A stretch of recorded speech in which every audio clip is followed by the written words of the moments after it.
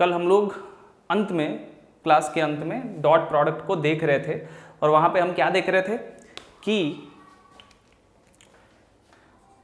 I dot I is equal to j dot j is equal to k dot k is equal to 1।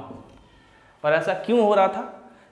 क्योंकि जब I dot आई हम कर रहे हैं तो I dot I is equal to I का magnitude, फिर I का magnitude into cos of 0 degree, क्योंकि दोनों सेम वेक्टर्स है, दोनों के बीच का एंगल 0 डिग्री। ठीक है, तो जब ये 0 डिग्री होगा तो वैल्यू कितना होगा? 1 होगा। तो अगर दो वेक्टर के बीच का एंगल 0 डिग्री हो तो वो दोनों वेक्टर्स क्या होंगे? पैरेलल होंगे। तो ये हमने जाना था कि किस तरह से ये जो डॉट प्रोडक्ट है हमें बताता है कि कोई दो वेक्टर पैरेलल हैं या नहीं है।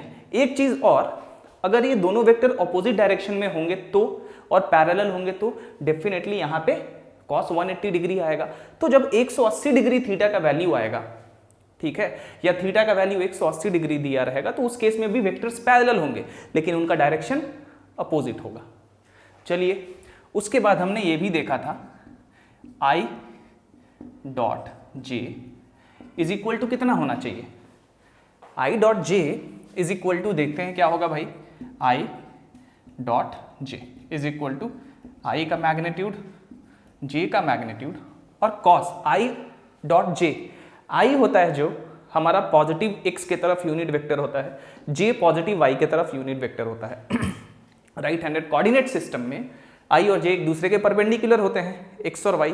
दैट मीन्स यहाँ थीटा 90 डिग्री होगा और इस केस में I डॉट जे कितना हो जाएगा? 0। सो I डॉट जे उसी तरह J डॉट के उसी तरह K dot I is equal to 0। So दो वेक्टर्स परपेंडिकुलर होंगे कि नहीं होंगे ये भी हमें डॉट प्रोडक्ट बताता है। राइट? अब चलिए आगे बढ़ते हैं। अब ये तो हमने डॉट प्रोडक्ट को नॉर्मली जान लिया कि डॉट प्रोडक्ट होता क्या है, प्रोजेक्शन क्या होता है, किस तरह से प्रोजेक्शन का यूज करते हैं हम डॉट प्रोडक्ट में या वाइस वर्सा, डॉट प्रोडक्ट का यूज करते हैं प्रोजेक्शन में, दोनों में से कुछ भी हम कह सकते हैं। राइट? अब ये सारा कुछ हमने जान लिया, डॉट प्रोडक्ट के बारे में सब कुछ हमने ऑलमोस्ट जान लिया। अब चलिए थोड़ा सा कुछ प्रॉब्लम बनाते हैं डॉट प्रोडक्ट से रिलेटेड। जैसे ही उसको खत्म करेंगे तो उसके बाद हम फिर क्रॉस प्रोडक्ट की तरफ बढ़ेंगे। चलिए कुछ प्रॉब्लम्स देखते हैं पहले। अब प्रॉब्लम बनाने से पहले आपको एक चीज मैं याद दिला दूं कि किसी भी वेक्टर का प्रोजेक्शन, हमने कल क्या देखा था कि कोई वेक्टर अगर A है, इस A का प्रोजेक्शन B के तरफ डेफिनेटली A cos थीटा होता है, जहां थीटा क्या है? A और B के बीच का एंगल है। नाउ इसको हम क्या लिखते हैं? Vector A dot vector N, जहां की N is a vector directed towards the direction of vector, N is a unit vector directed towards the direction of vector B। सो किसी भी वेक्टर, जैसे किसी वेक्टर A का प्रोजेक्शन B के तरफ क्या होता है? Vector A dot vector N, जहां N क्या है? एक यूनिट वेक्टर है जिसका डायरेक्शन वेक्टर B के तरफ है, यानी कि जिस वेक्टर पे हम प्रोजेक्शन निकाल रहे हैं उस वेक्टर के तरफ उसका इस यूनिट वेक्टर N का डायरेक्शन होता है। चलिए ये चीज याद रखिएगा, इसका यूज हम लोग बहुत करेंगे। अब कुछ प्रॉब्लम देखा जाए।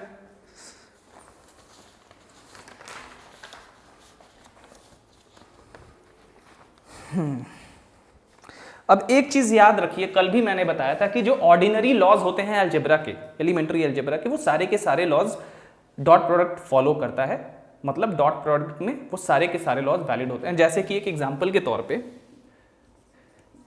A plus vector B dot vector C plus vector D, इसका मतलब है A डॉट C, जो नॉर्मल आप मल्टीप्लाई करते हैं उसी तरह से A dot C plus A dot D plus B dot C plus B dot D। तो ये सारे के सारे ऑर्डिनरी लॉज वैलिड होते हैं। इनको प्रूफ करने में हमें कुछ भी नहीं करना है। A को मान लेंगे हम कुछ यूनिट वेक्टर के टर्म में कि A1 I A2j A3k, उसी तरह B को B1i B2j B3k, उसी तरह C को, उसी तरह D को। उसके बाद जब हम दोनों साइड में कैलकुलेट करेंगे, फाइंड आउट करेंगे, तो हम देखेंगे कि हमारा सेम चीज़ आ रहा है। दैट मीन्स ये वैलिड है। तो इसको प्रूफ करने के लिए कोई ज़रूरी नहीं है कि आप करें, बट आप करके चेक कर सकते हैं इस तरह से। कोई भी वेक्टर का प्रूफ होना सिंपल लॉ हो, उसको इसी तरह से प्रूफ करिए, आप आसानी से कर लेंगे। आप जितने भी वेक्टर्स दिए गए हैं सबको मान लीजिए यूनिट वेक्टर के टर्म में, उसके बाद राइट हैंड साइड और लेफ्ट हैंड साइड को प्रूफ कर दें आप। That's it. अब चलिए आगे बढ़ते हैं। So ordinary laws of algebra are valid for dot products, याद रखिएगा। अब एक छोटा सा प्रॉब्लम देखते हैं। ज़्यादा अभी छोटे छोटे प्रॉब्लम ही लिए हैं मैंने, और कुछ अच्छे प्रॉब्लम लिए हैं जो कि थ्योरम की तरह है, जिसमें प्रूफ है। ठीक है, क्योंकि पूरा जब वेक्टर खत्म कर लेंगे तो हम, जैसा कि मैंने कहा है, प्रॉब्लम हम अच्छे भी बनाएंगे। अच्छे प्रॉब्लम्स का मतलब क्या है? इसका ये मतलब नहीं है कि ये सारे के सारे प्रॉब्लम अच्छे नहीं हैं, ये सिंपल प्रॉब्लम है। These problems aid you in your concept, these problem helps you in your concept building of vectors. ठीक है, ये भी क्वालिटेटिव ठीक प्रॉब्लम है, लेकिन सिंपल है। ठीक है, ज़्यादा ट्रिकी नहीं है। बट हाँ, कुछ प्रॉब्लम्स मैंने लिए हैं जो थोड़े ट्रिकी भी होंगे आगे। चलिए, find the angle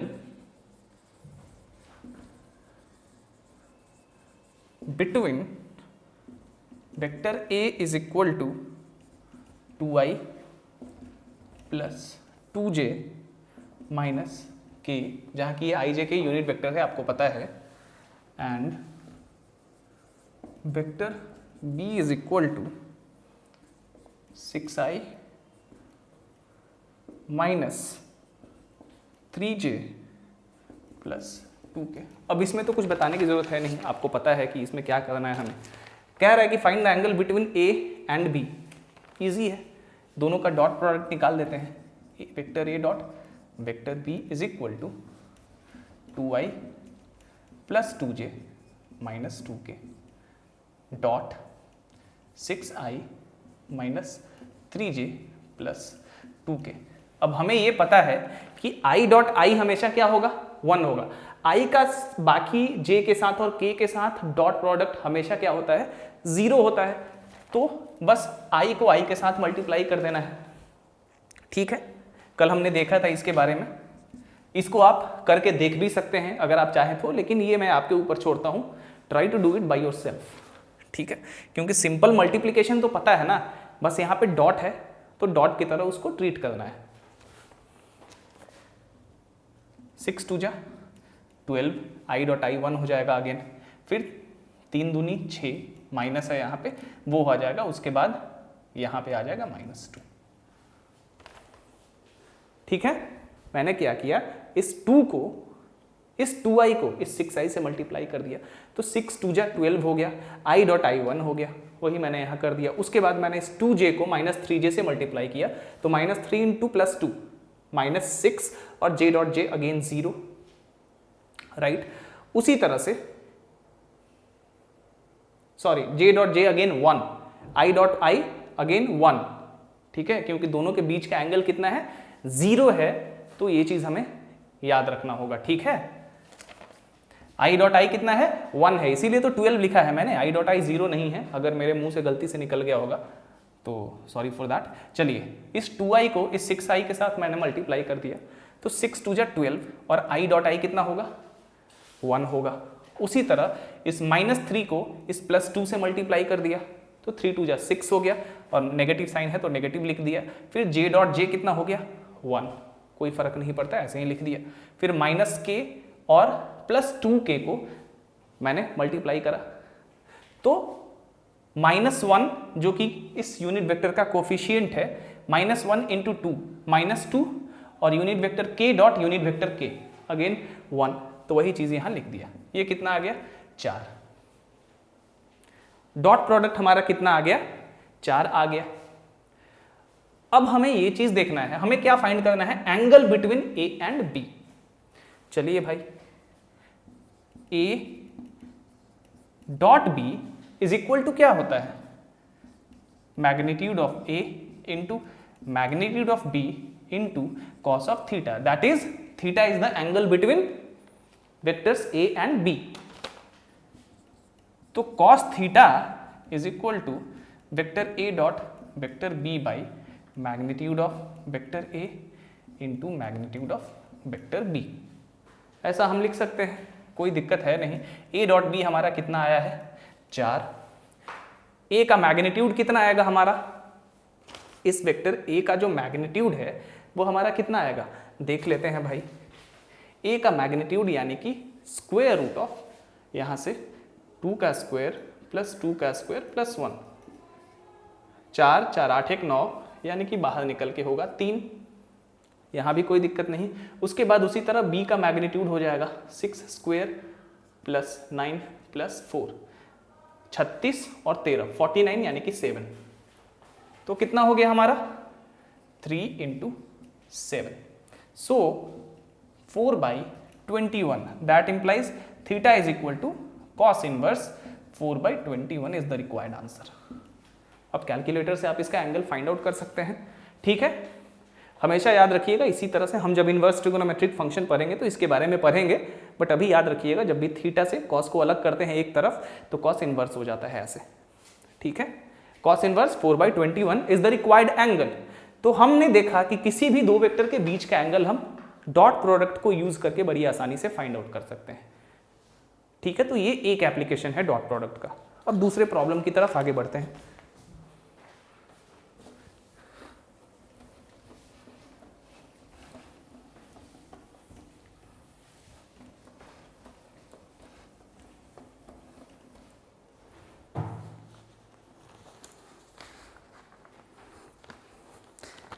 If vector A is equal to a1i plus a2j plus a3k, then prove that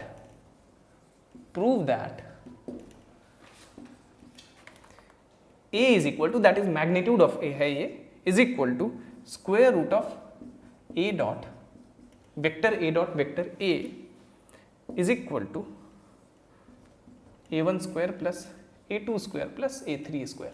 अब ये तो ऑब्वियस है कि a का मैग्नीट्यूड इतना होता है, इसको हमने प्रूफ भी करा है 3 डायमेंशनल वे में, बहुत तरह से प्रूफ किया है इसको। अब यहाँ पे दिया हुआ है तो इसको भी थोड़ा सा प्रूफ कर लेते हैं, देख लेते हैं कि कैसे करेंगे, क्योंकि यहाँ डॉट प्रोडक्ट का हमें यूज करना है। जब डॉट प्रोडक्ट है तो डॉट प्रोडक्ट का यूज डेफिनेटली हमें करना ही है। चलिए देख लेते हैं।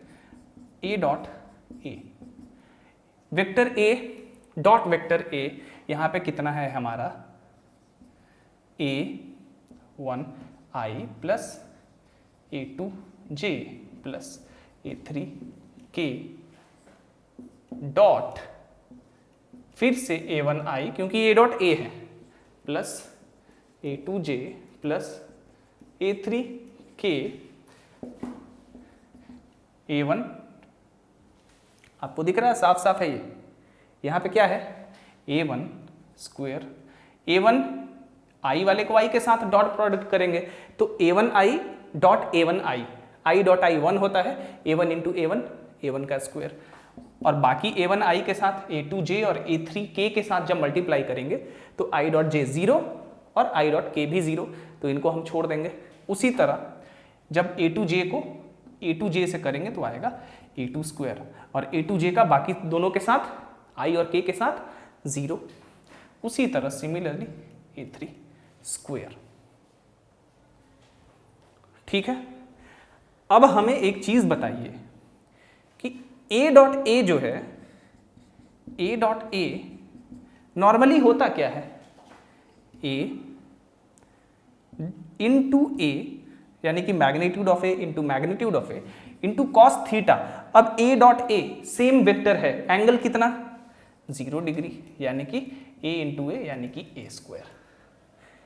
इसलिए a square is equal to हमारा कितना आया a dot a, that implies a, ये a का जो मैग्नीट्यूड है, ये तो मैग्नीट्यूड ही है ना, ये कितना आ जाएगा हमारा square root of a dot a,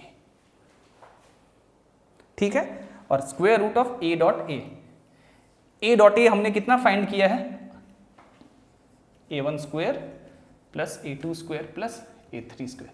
अब यहां से हमें, ये तो प्रूफ हो गया हमारा, अब यहां से हमें दो चीज जानने को मिल रहा है। पहला कि किसी भी दो सेम वेक्टर का डॉट प्रोडक्ट निकालते हैं तो हमें उसका स्क्वायर में, उसके मैग्नीट्यूड का स्क्वायर मिलता है।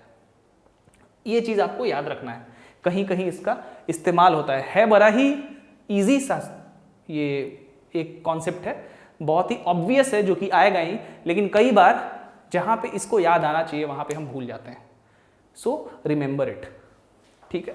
तो यहां पे ये चीज तो हमने देखा कि किसी भी वेक्टर का मैग्नीट्यूड उसके स्क्वायर रूट के डॉट प्रोडक्ट के बराबर होता है, ठीक है, इज इक्वल टू, और अल्टीमेटली ये जो इसका मैग्नीट्यूड होता है ये कितना होता है, a1 square plus a2 square plus a3 square.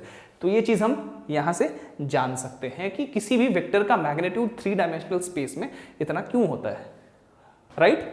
चलिए, तो यहां से हमें दो चीजें जानने को मिली, एक तो ये और दूसरा ये आपको याद रखना है, ठीक है। चलिए आगे बढ़ते हैं।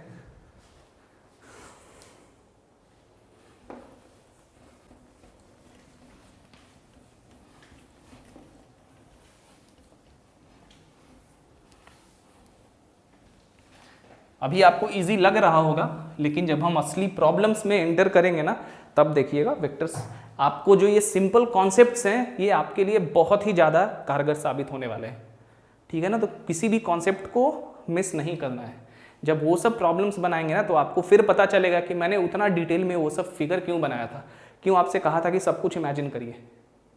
यू विल रियलाइज देन, क्योंकि बुक्स में बहुत सारे थ्योरम दिए हुए हैं, हर चीज़ को एक फॉर्मूला में बनाया हुआ है, उस तरह से मैथ्स नहीं बनता है। टिपिकली आप देखें तो किसी अच्छे बुक्स को देखेंगे ना, किसी अच्छे किताब को देखेंगे, टेक्स्ट को, तो उसमें इस तरह से नहीं दिया हुआ था जैसा है कि यहाँ के राइटर्स लिखते हैं।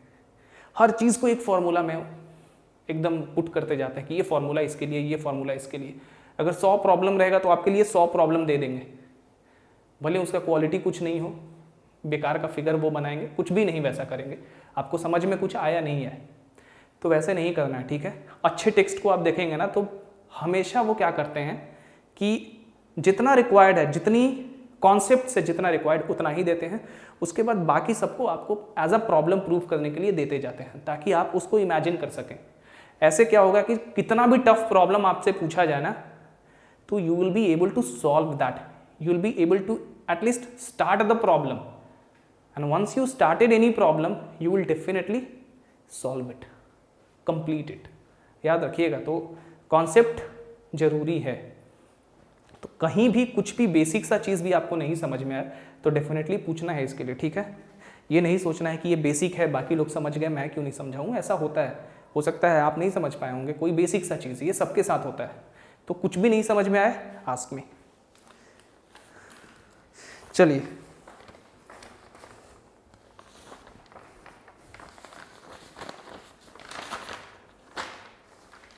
अब ये एक प्रॉब्लम देखते हैं। Determine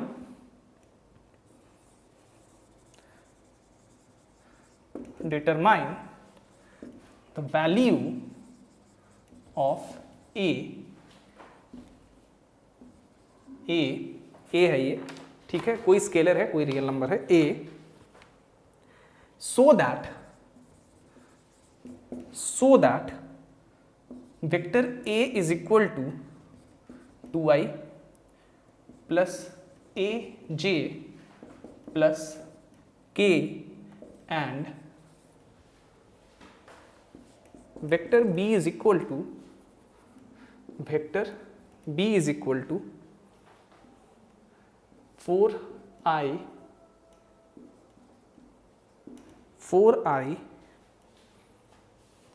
minus 2j minus 2k are perpendicular. चलिए भाई, परपेंडिकुलर है ये, परपेंडिकुलर है तो सबसे पहले तो हम ए डॉट ए कर लेते हैं। अब परपेंडिकुलर है तो थीटा हमारा 90 डिग्री होगा। जब थीटा 90 डिग्री होगा तो कॉस थीटा कितना होगा, यानी कि कॉस 90 जीरो होगा, हमें पता है। तो ये दोनों परपेंडिकुलर है तो इसका डॉट प्रोडक्ट कितना होगा, याद करिए। आई डॉट जे कितना होता था 0। तो जब दो वेक्टर्स परपेंडिकुलर हैं then the dot product for those two vectors is equal to 0। तो ये हो जाएगा आपका 0। ठीक है, डॉट प्रोडक्ट होता क्या है एक्चुअली में, ए का मैग्नीट्यूड बी का मैग्नीट्यूड, हमें क्या निकालना है, डिटरमाइन द वैल्यू ऑफ ए। तो ये चीज क्या कर रहा हूं मैं, हमें ए का वैल्यू निकालना है ना, तो ये तो 0 आ ही गया।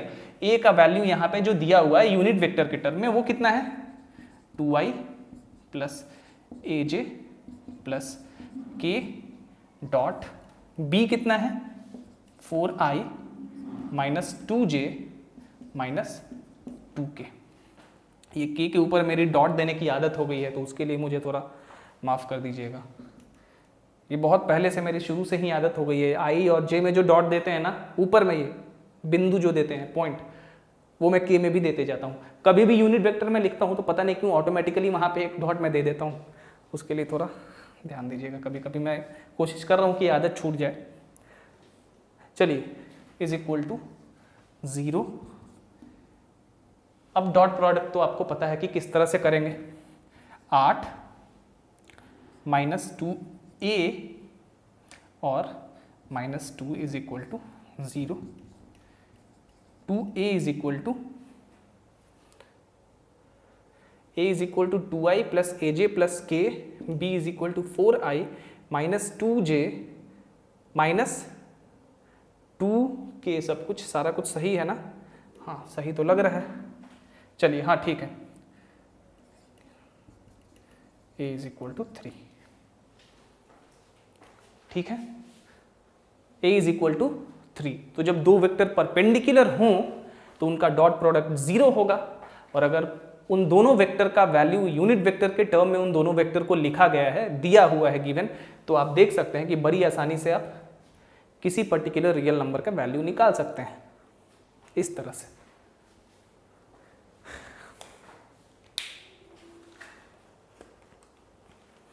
ठीक है, अब चलिए दूसरे प्रॉब्लम की तरफ आगे बढ़ते हैं।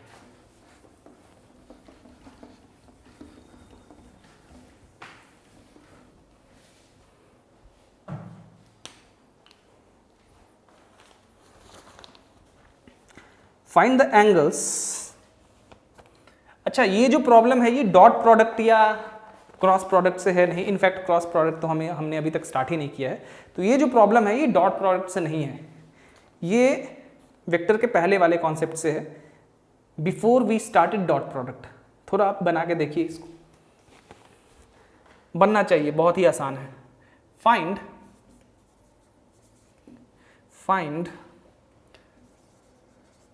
the angles which the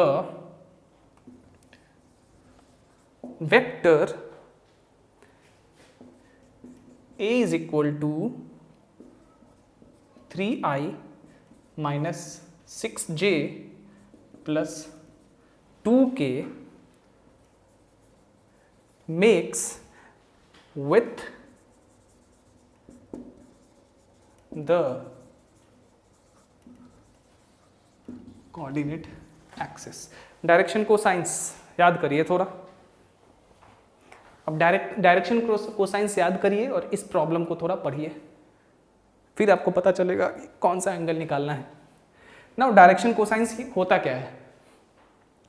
अब डायरेक्शन कोसाइंस का मैंने अलग से लेक्चर बना के डाल दिया था आपके लिए, it's up to you to watch it.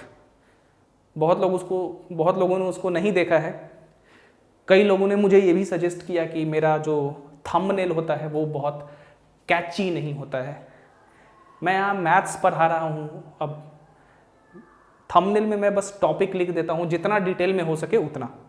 और सही मायने में पूछिए तो मुझे ग्राफिक्स की उतनी जानकारी भी नहीं है कि मैं उतना अच्छा थंबनेल बना सकूँ, और इसीलिए बहुत ही नॉर्मल सा मेरा थंबनेल होता है जिसमें सारा डिटेलिंग अवेलेबल होता है। तो कई लोग कह रहे हैं कि इसीलिए ये जो डायरेक्शन कोसाइंस वाला लेक्चर है वो आप सब ने देखा नहीं, लेकिन बहुत इम्पोर्टेंट लेक्चर है वो, मैं आपको बता दूं सबसे पहले। उसको आप डेफिनेटली देखिए, उसमें बहुत अच्छे से मैंने कोशिश करी है कि मैं प्रूफ करूं डायरेक्शन कोसाइंस को। चलिए, डायरेक्शन कोसाइंस होता क्या है? Direction cosines are the cosines of the angles which a vector makes with the positive direction of x, y and z axis, or the same thing with the positive direction of the coordinate axis. Coordinate axis जब बोल दिया तो x Y Z उसमें आ गया, तो direction cosines उन angles के cosines होते हैं जिन एंगल्स को कोई वेक्टर इस तरह का positive direction of coordinate axis से बनाता है, यानी कि positive direction of X Y and Z से। जैसे कि हमने देखा था, फिर से मैं आपको थोड़ा सा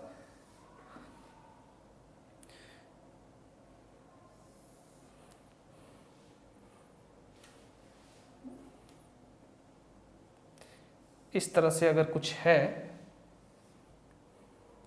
और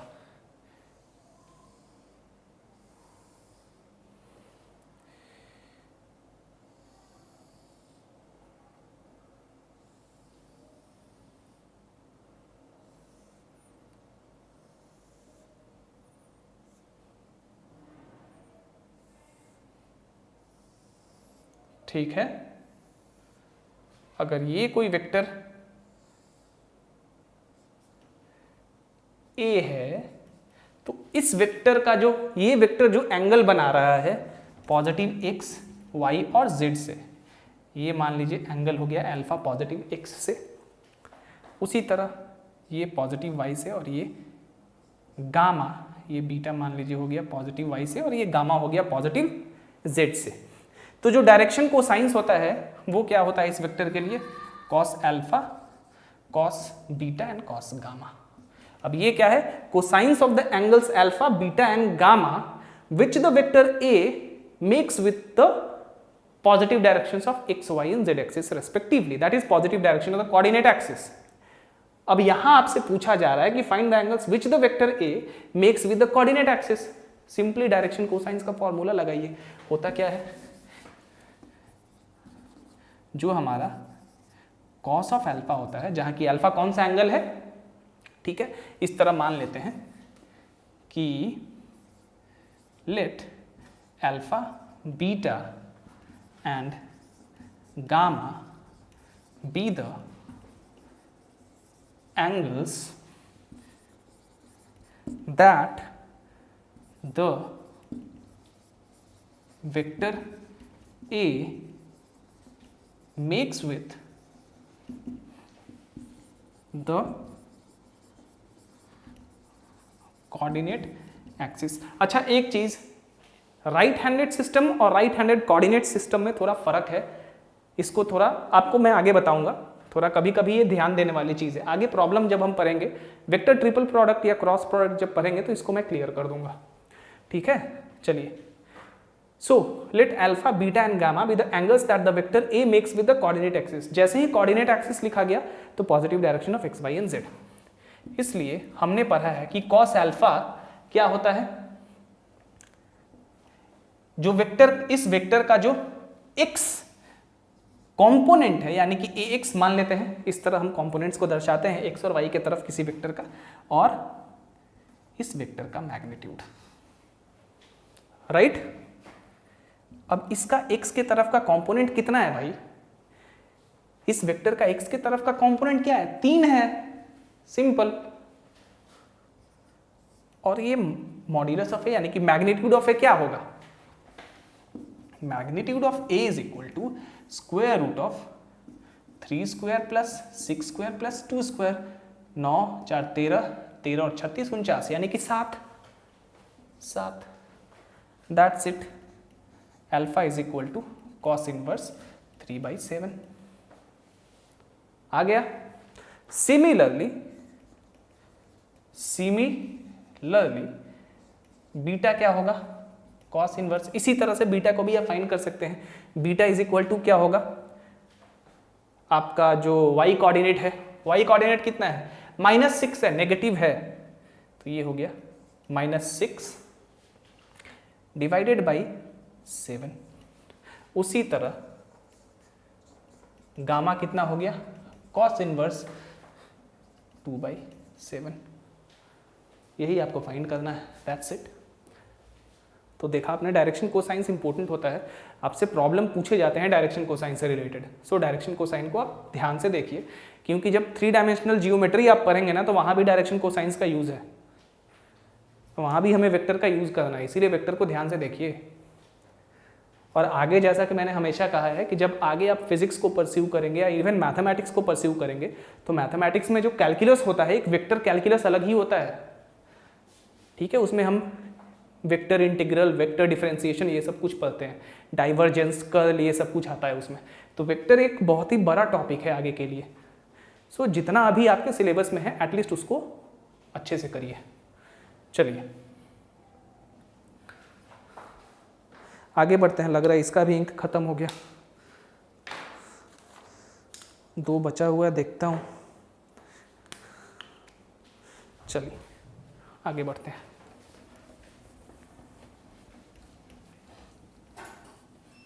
लाइट भी गया। बैटरी हो सकता है मुझे बीच में ब्रेक लेना पड़े, ठीक है, जब लूँगा तो बता दूंगा, या हो सकता है कि ऑटोमेटिकली मेरा कैमरा कट जाए, तो फिर मैं शुरू करूँगा दूसरा बैटरी चेंज करके।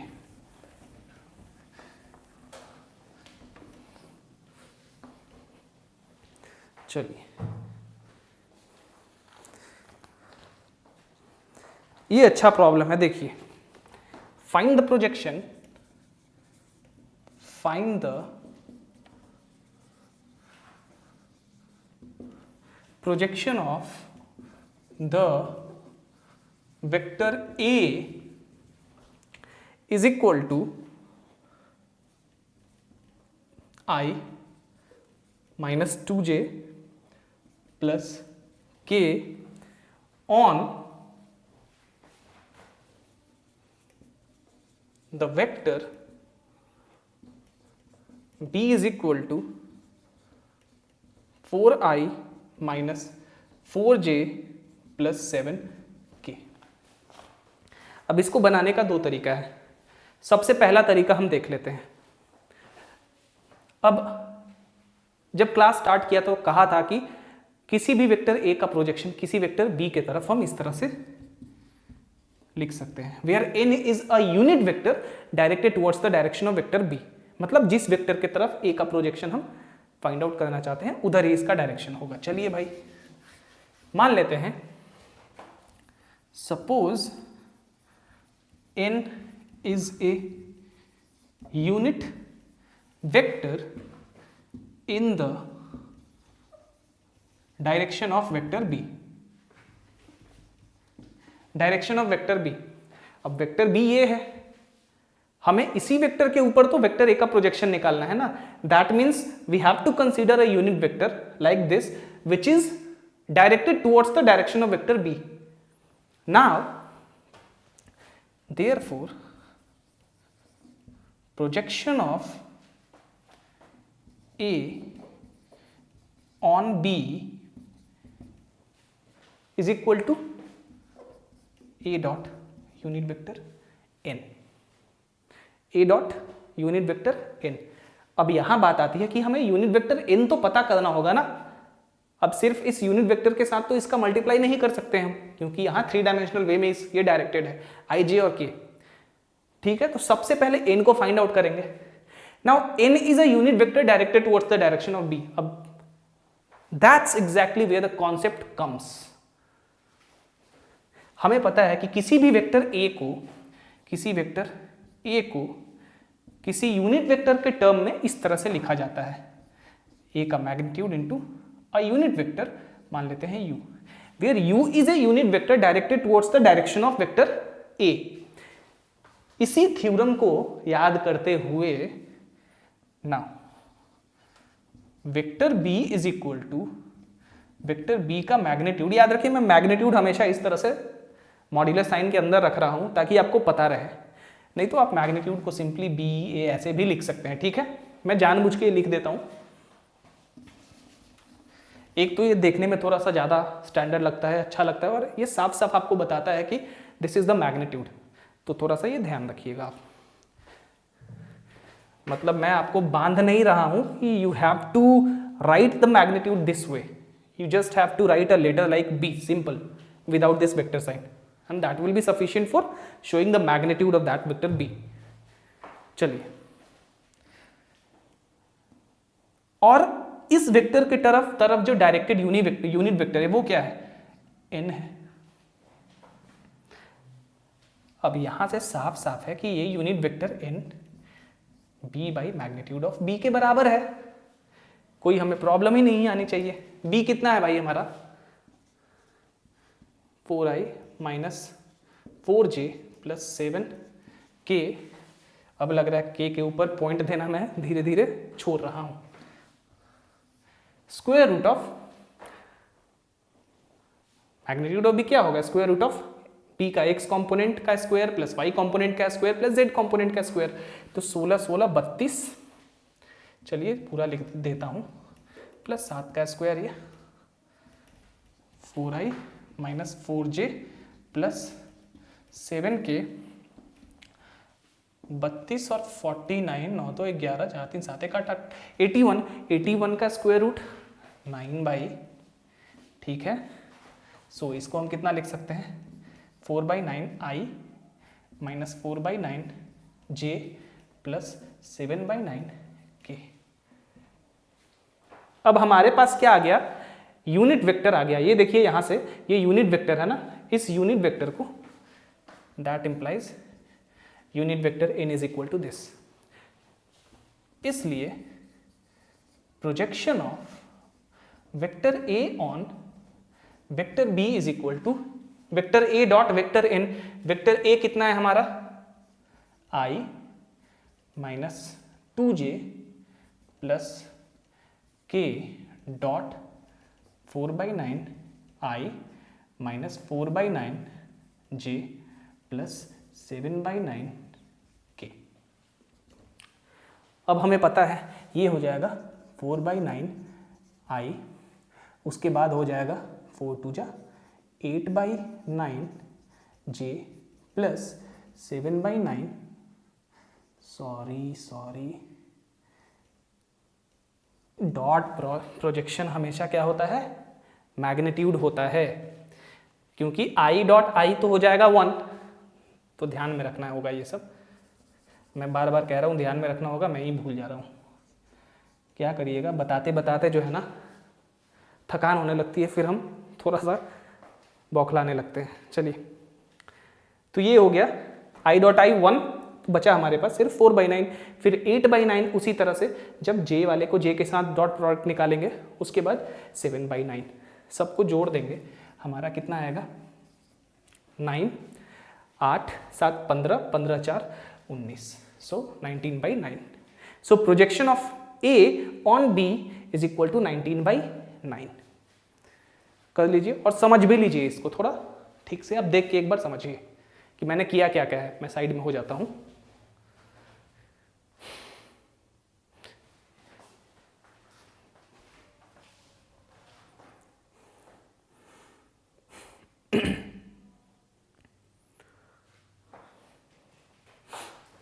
कहीं पे कोई माइनस प्लस तो गड़बड़ नहीं हुआ है, ये भी देख लीजिए, क्योंकि हो सकता है पढ़ाते पढ़ाते कहीं नेगेटिव की जगह पॉजिटिव लिखा जाए या कुछ है इस तरह का चीज़। ये छोटी छोटी मिस्टेक्स हो जाती है कभी टीचर्स से भी।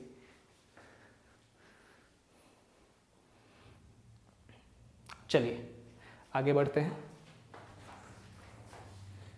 तो आपने देखा प्रोजेक्शन किस तरह से हम फाइंड आउट करते हैं ये। अब एक और तरीका है प्रोजेक्शन निकालने का, एक और तरीका है प्रोजेक्शन निकालने का। वो तरीका क्या है उसको भी देख लेते हैं।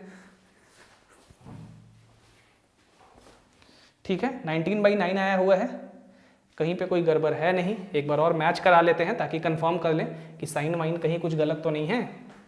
तो vector b is equal to magnitude of b n is equal to इतना, ठीक है। b is equal to 4i minus 4j plus 7k divided by, ये भी यहीं यहाँ पे भी सब कुछ ठीक है, कोई गड़बड़ नहीं। तो vector n is equal to this minus 4/9j plus 7/9k, यहाँ तक ठीक। उसके बाद फिर हमने a और इसको डॉट प्रोडक्ट किया ठीक है, ये भी ठीक है। 4/9 प्लस 8/9 प्लस 7/9, 8 4 12 7 19। गुड। चलिए, इसको तो मिटाना ही नहीं था, प्रॉब्लम तो रहने देना था, मैंने प्रॉब्लम भी मिटा दी है। चलिए कोई नहीं, आपने प्रॉब्लम लिख लिया होगा।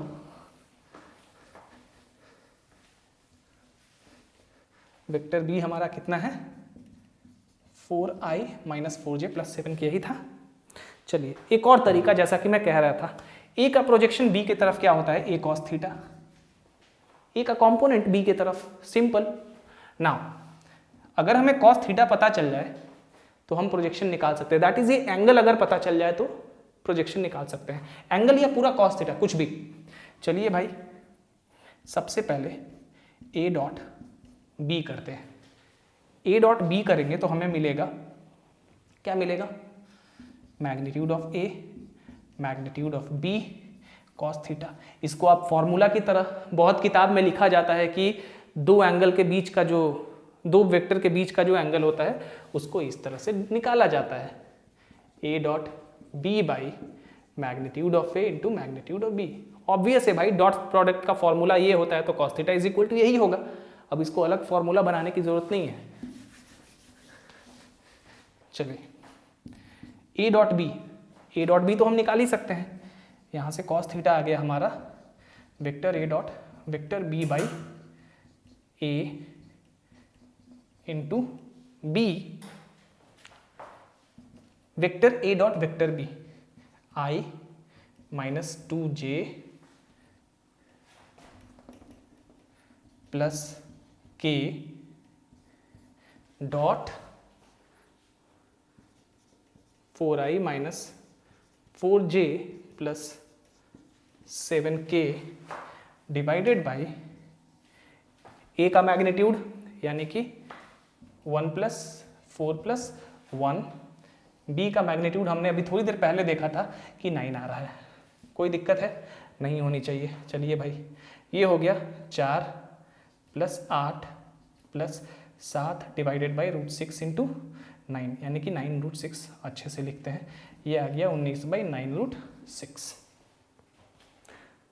ठीक है, प्रोजेक्शन क्या होता है, cos थीटा हमारा 19/9√6 आ गया।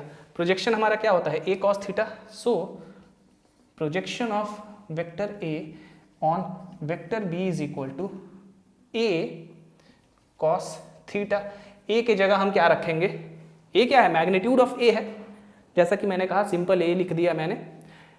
ये क्या है, √6 आया हुआ है, यहाँ से देख सकते हैं हम कि a का मैग्नीट्यूड √6 आएगा, स्क्वायर रूट ऑफ 1 + 4, 2 का square plus 1 √6 into cos theta. cos theta कितना है, 19/9√6, √6 कैंसिल, 19/9 आंसर। यही प्रोजेक्शन वहां भी निकला था, यही प्रोजेक्शन यहाँ भी। So these are the 2 methods to find out projection. आपको जो आसान लगे आप यूज कर सकते हैं, कॉन्सेप्ट आपको पता रहेगा तो आपके दिमाग में कोई भी मेथड कभी भी आ जाएगा। ठीक है, चलिए आगे बढ़ते हैं।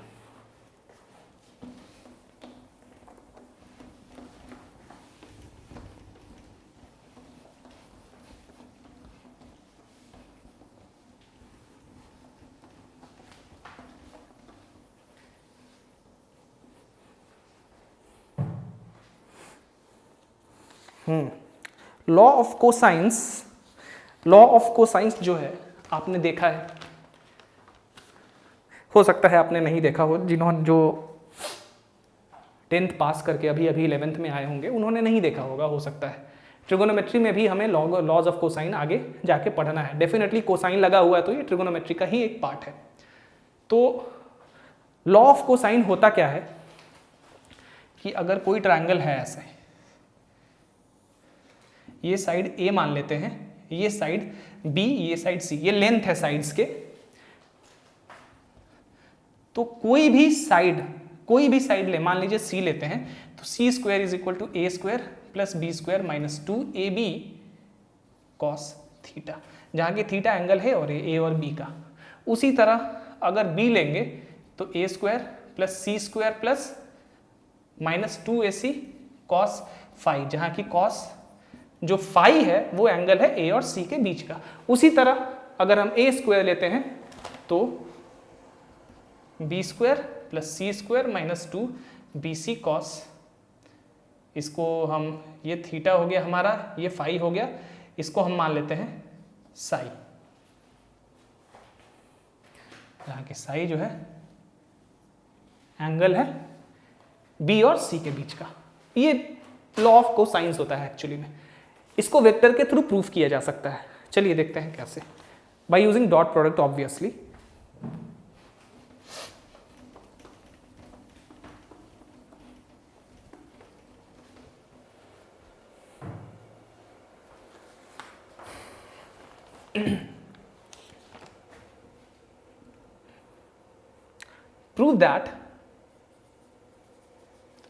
prove the law of cosines for plane triangles।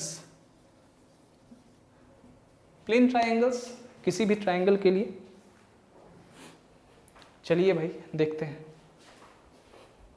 Simply इसका मतलब है ट्राइंगल्स के लिए लॉज ऑफ कोसाइंस को प्रूव करिए।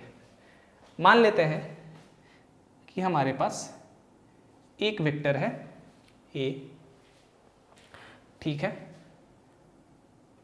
एक और वेक्टर ऐसे है और एक वेक्टर ऐसे करके है। ये मान लेते हैं ए है, चाहे इसको मान लीजिए वेक्टर ए, इसको वेक्टर बी और इसको वेक्टर सी, ठीक है। हमें प्रूफ करना है सी के लिए, हम सी के लिए हम प्रूफ करते हैं, ठीक है।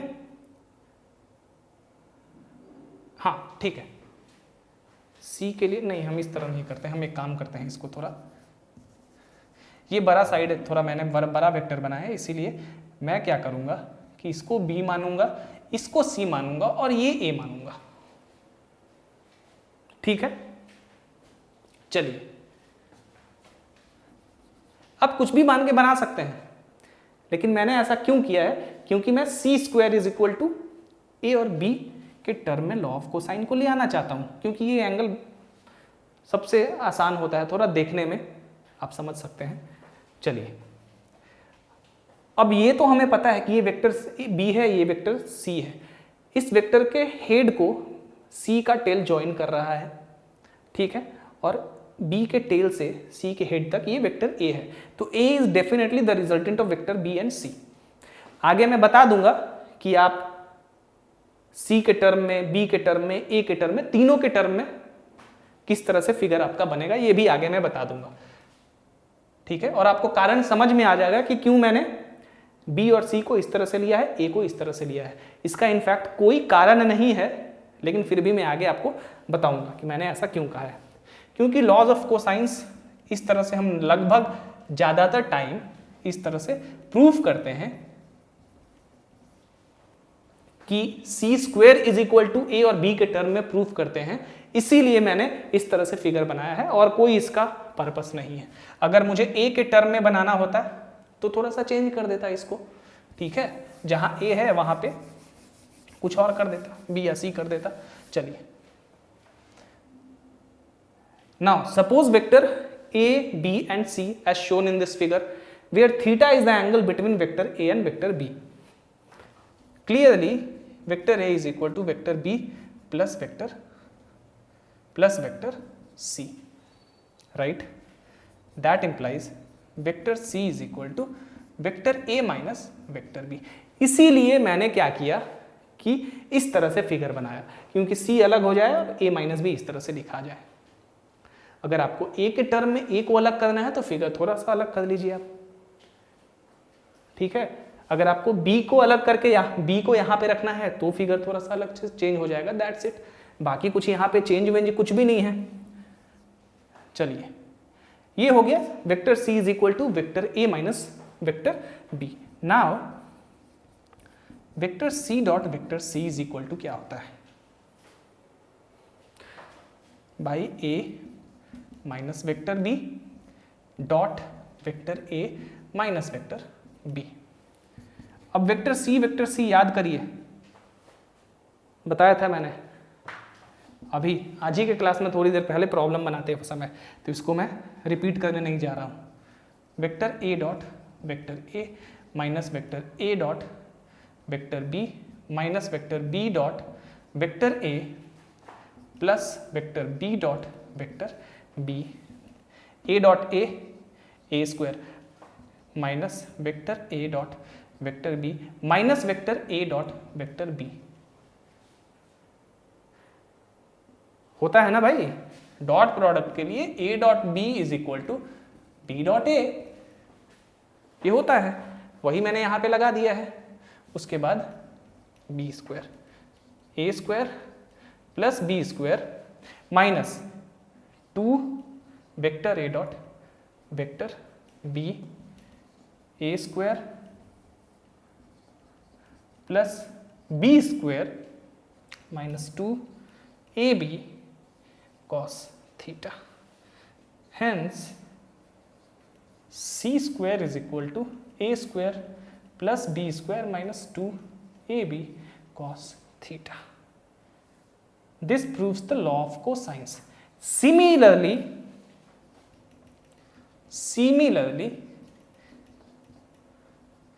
b square is equal to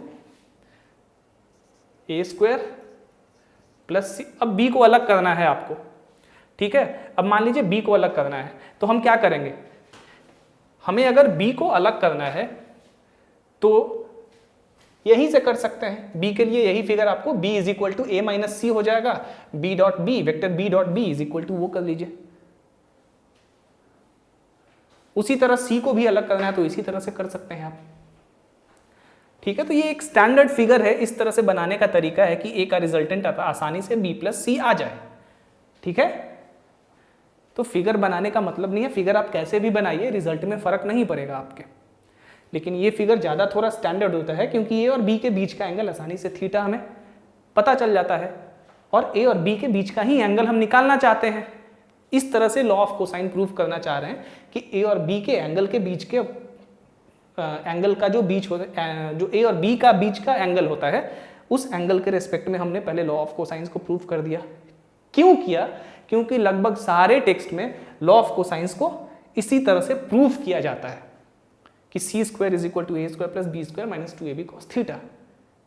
but ये जरूरी नहीं है, आप इसके जगह ये भी प्रूव कर सकते थे कि B square is equal to A square plus T square C square minus 2ac cos phi, या फिर फाई मान लेते हैं ए और सी के बीच का एंगल होगा, ठीक है। फाई क्या है? ए और सी के बीच का एंगल होगा।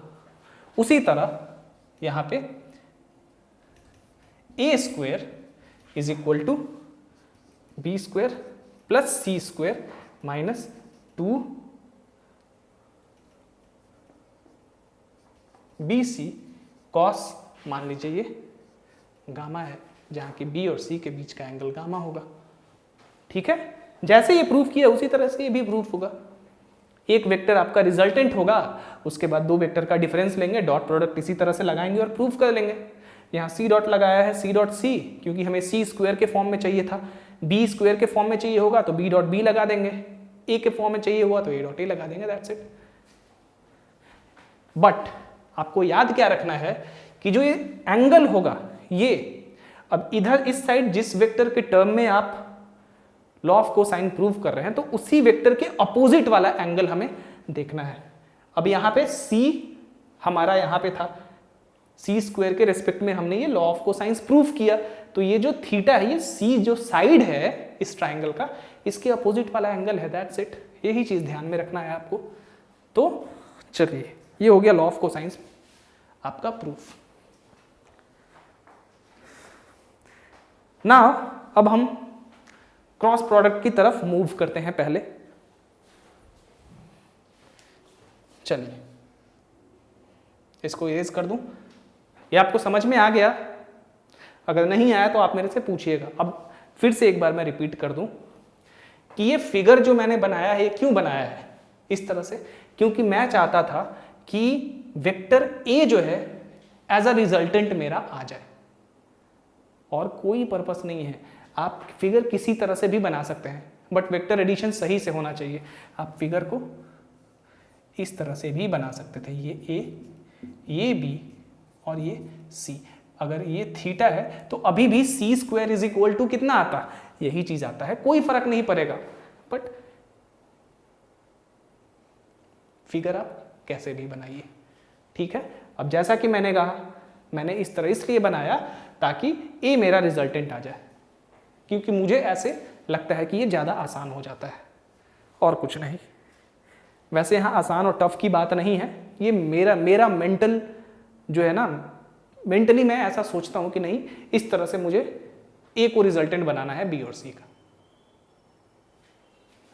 तो इसीलिए फिगर बनाने का और कोई पर्पस नहीं था मेरा। चलिए आगे बढ़ते हैं।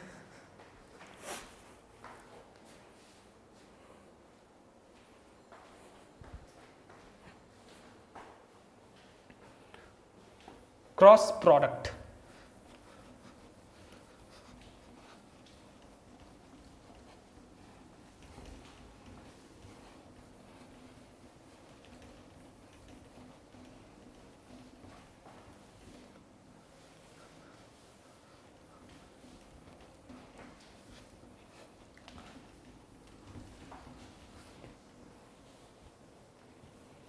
चलिए अब हम क्रॉस प्रोडक्ट की तरफ आगे बढ़ते हैं।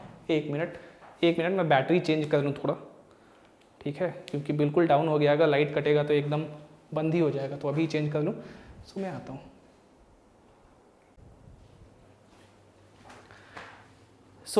अब हम क्रॉस प्रोडक्ट करने वाले हैं, राइट। एक चीज़ अभी जस्ट हम प्रूव कर रहे थे लॉ ऑफ कोसाइंस, ठीक है। अब उस फिगर को, उस चीज़ को थोड़ा सा क्लियर और कर लेते हैं।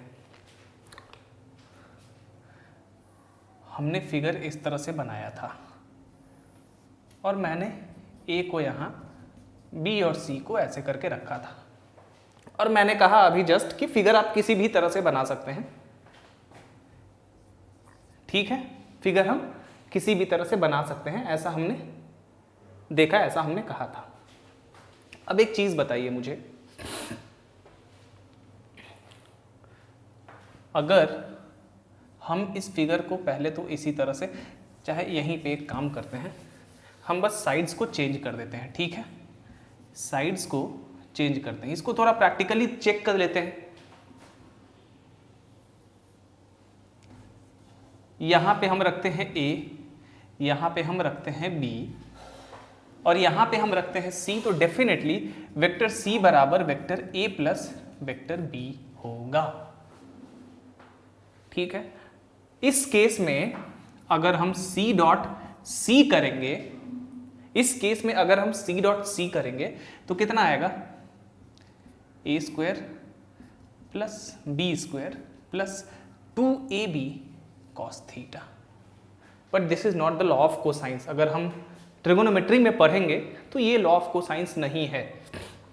तो एक चीज मैं आपको क्लैरिफाई कर दूं थोड़ा, क्योंकि मैंने ही आपको शायद ये कह दिया कि फिगर कैसे भी आप बना सकते हैं। डेफिनेटली फिगर आप कैसे भी बना सकते हैं, फिगर मैटर नहीं करता है। आपका रिजल्टेंट एक वेक्टर होना चाहिए, जो कि यहाँ पे सी है, जो हमने प्रूफ किया वहाँ पे रिजल्टेंट वेक्टर हमारा ए था। अब यहीं से एक चीज़ और देखिए, अब यहाँ से vector A is equal to vector C minus vector B हो जाएगा, ठीक है। इस केस में अगर ये एंगल थीटा होगा तो हम यहाँ से देख पा रहे हैं कि A square is equal to C square plus B square minus 2 BC cos theta, where theta is the angle between vectors B and C।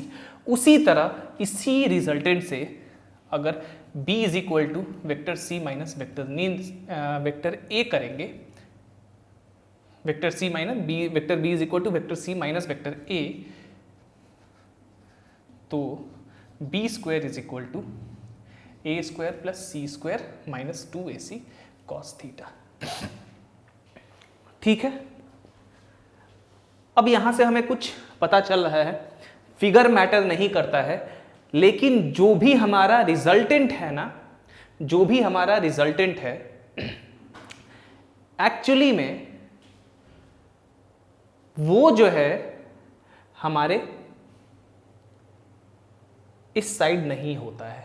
अगर हम वेक्टर के through law of cosines prove कर रहे हैं, तो जैसे यहां रिजल्टेंट सी था, तो जब यहां पे हमने रिजल्टेंट सी रखा तो हमने देखा कि ए स्क्वायर के टर्म में हमने ये चीज लॉ ऑफ कोसाइंस निकाला, यानी कि ए के जो अपोजिट का एंगल है, ए साइड, इसको साइड समझिए अभी, ये वेक्टर है, magnitude of vector A is the length of this particular side, तो ए के अपोजिट वाला साइड थीटा। जब हम बी के अकॉर्डिंग निकालते हैं तो बी के अपोजिट वाला साइड ये थीटा हो गया, ये थीटा बी के अपोजिट वाला साइड है। मैं अभी ऐसे ही आर्बिट्ररी आपको बता रहा हूं, ठीक है। तो ये चीज हम देख रहे हैं कि जो भी हमारा रिजल्टेंट रहेगा ना, वो इस तरफ नहीं रहेगा। तो जिसको भी हमें रिजल्टेंट रखना है, जब हम लॉ ऑफ कोसाइंस वेक्टर्स की मदद से, वेक्टर को हेल्प लेके लॉ ऑफ कोसाइंस को प्रूव कर रहे हैं, तो ध्यान में रहे कि जो भी हम रिजल्टेंट रखेंगे वो यहां पे नहीं आएगा। इसीलिए मैंने ए को यहां पे रखा था, ठीक है। इसीलिए मैंने एक, अब यहां पे रिजल्टेंट सी है, तो हम देख रहे हैं कि सी जब रिजल्टेंट रखेंगे तो A is equal to C minus B होगा, या B is equal to C minus A होगा, ठीक है।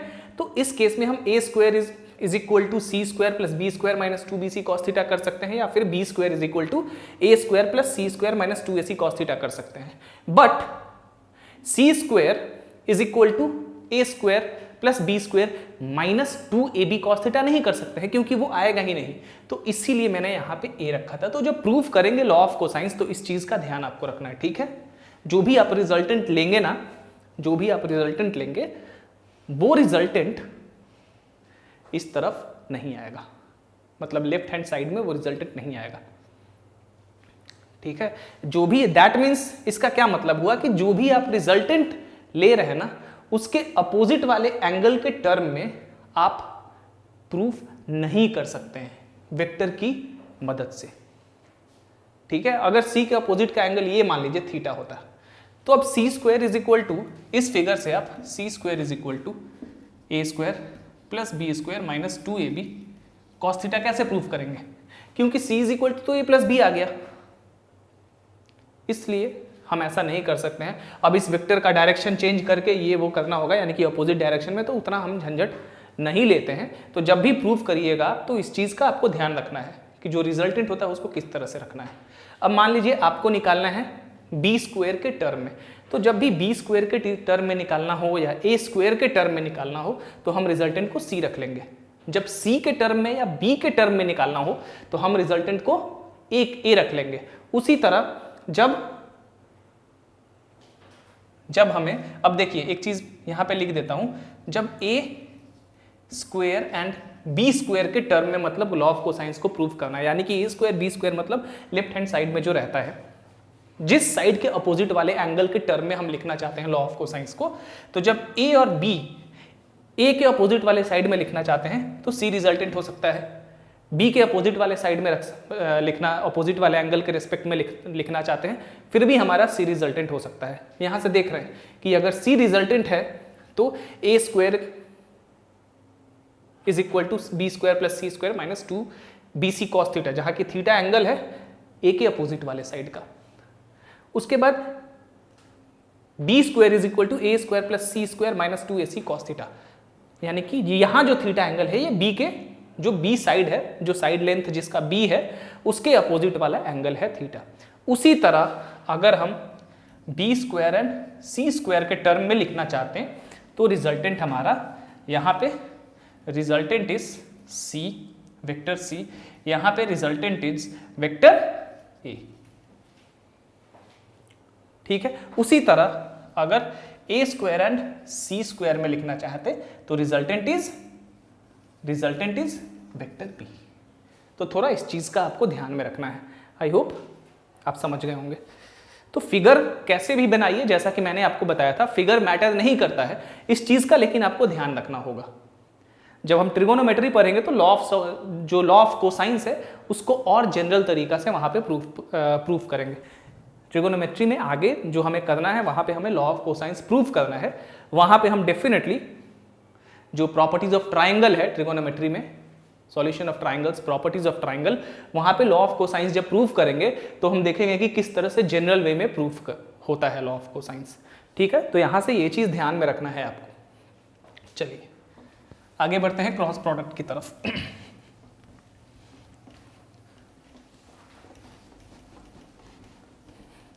और फिर से मैं कह रहा हूं, याद रखिएगा, फिगर मैटर नहीं करता है। आपको वैसे अपने आप पता चल जाएगा, जैसे कि आप मान लीजिए रिजल्टेंट सी को मानते हैं तो ए प्लस बी होगा, C is equal to A plus B होगा। ठीक है, अब सी डॉट सी जब करेंगे, सी डॉट सी जब करेंगे तो डेफिनेटली ये A plus B plus 2ab cos theta आएगा। तो यहां तो प्लस होता नहीं है, तो इस केस में आप C के टर्म में, यानी कि C के जो अपोजिट वाला एंगल है थीटा, उस टर्म में आप लॉ ऑफ कोसाइंस को नहीं बना सकते हैं। तो यहीं से पता चल जाएगा, या तो आपको A को एक तरफ करना होगा और vector C minus vector A is equal to vector C minus vector B, या फिर vector B is equal to vector C minus vector A। ये यहीं से पता चल जाएगा। जैसे ही आप रिजल्टेंट को लिखेंगे ना, यहाँ पे आपको पता चल जाएगा। आपको याद रखना है कि यहाँ पे माइनस होता है। ठीक है, चलिए अभी मैं बैटरी चेंज कर रहा था कैमरा का, तो मुझे लगा कि मैंने आपको बताया है फिगर मैटर नहीं करता है, लेकिन मैं आपको बताना भूल गया कि रिजल्टेंट डेफिनेटली मैटर करता है। अगर वेक्टर को यूज करके, डॉट प्रोडक्ट को यूज करके आप लॉ ऑफ कोसाइंस को प्रूव करना चाहते हैं तो, लेकिन हम देख सकते हैं यहाँ पे कि जैसे ही हम रिजल्टेंट को लिखेंगे वही हमें बता देगा। ठीक है, चलिए अब आगे बढ़ते हैं। क्रॉस प्रोडक्ट, डॉट प्रोडक्ट हमने देख लिया, डॉट प्रोडक्ट का जो जियोमेट्रिकल इंटरप्रिटेशन था वो भी देख लिया कि कैसे डॉट प्रोडक्ट जो है वेक्टर के प्रोजेक्शन को फाइंड करने में हमारी मदद करता है। नाउ क्रॉस प्रोडक्ट पहले देखते हैं कि होता क्या है। Cross product of two vectors, definitely अभी दो वेक्टर के बारे में बात कर रहे हैं, तीन वेक्टर होगा तो अब तक वो वेक्टर ट्रिपल प्रोडक्ट हो जाएगा। चलिए, the cross product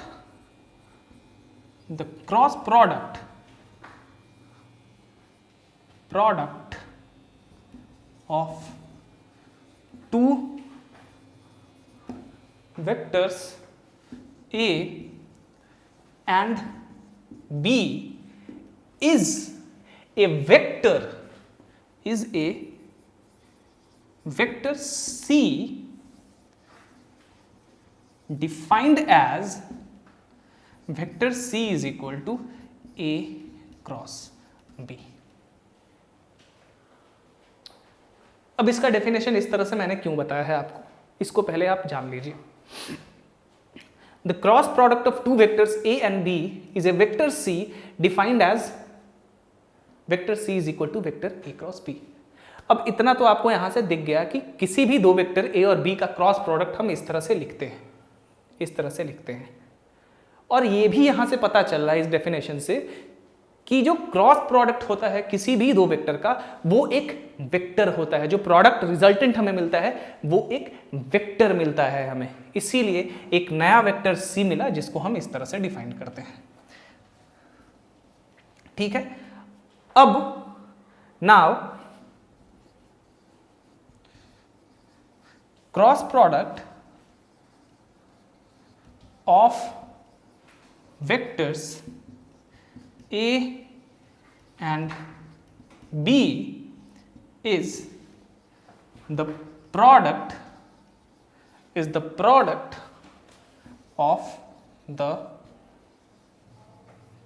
magnitudes of vector A, vector B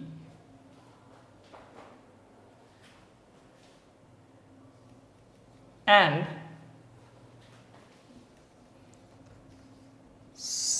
the sign of the angle theta between A and, शायद between them लिख देते हैं, between them in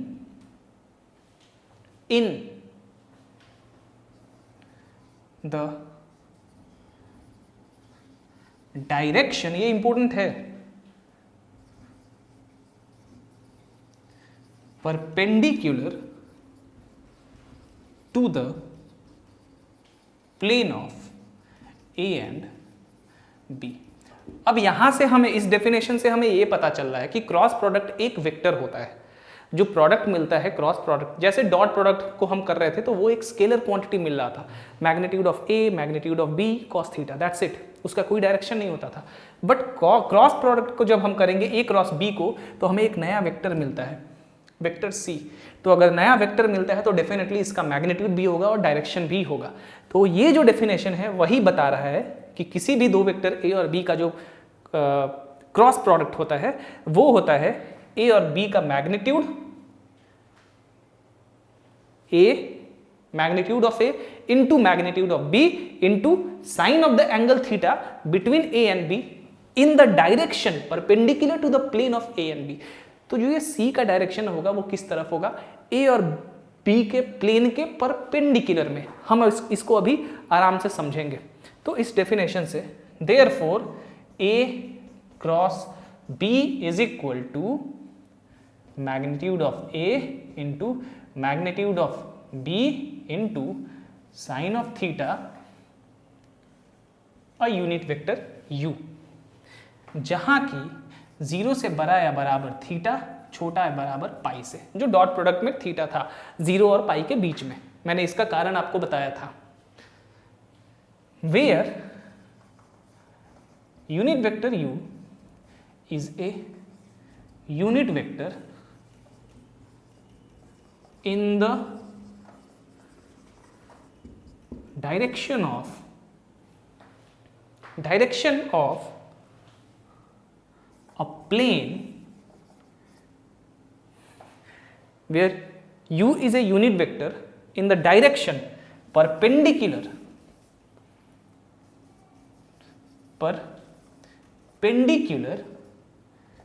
to the plane of vector A and vector B. We will understand this statement just in a few minutes. पहले आप इसको लिखिए। ये हमारा क्रॉस प्रोडक्ट हो गया।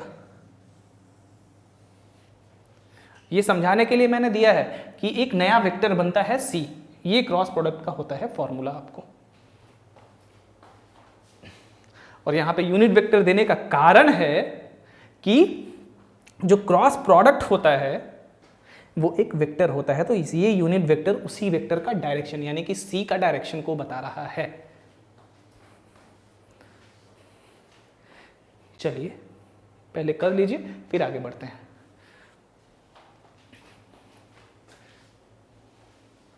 लॉ ऑफ कोसाइंस कंफ्यूज मत करिएगा, ठीक है, क्योंकि मुझे लग रहा है कि हो सकता है कि मैंने ही आपको कंफ्यूज कर दिया हो, लेकिन अगर कोई कंफ्यूजन हो तो आप डेफिनेटली मेरे से पूछिएगा, फिर उसको मैं फिर से बताऊंगा आपको, ठीक है। चलिए अगर टाइम मिला तो अंत में एक बार और उसको डिस्कस करेंगे। मेरे ख्याल से आप समझ गए होंगे कि मैं क्या कहना चाह रहा हूं।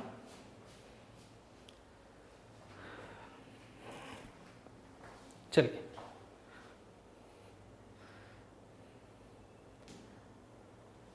अच्छा हुआ कि कैमरे का बैटरी ख़त्म हुआ।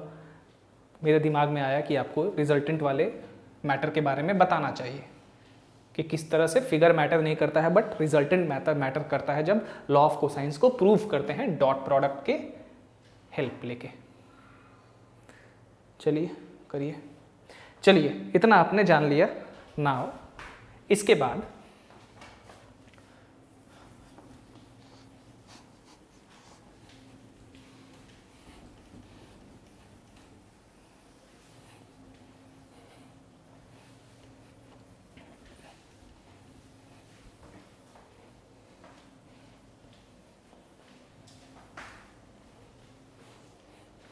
आज का क्लास थोड़ा सा लंबा होने वाला है। वैसे तो डेली का क्लास लंबा ही होता है, लेकिन आज का थोड़ा हो सकता है ज़्यादा लंबा हो जाए।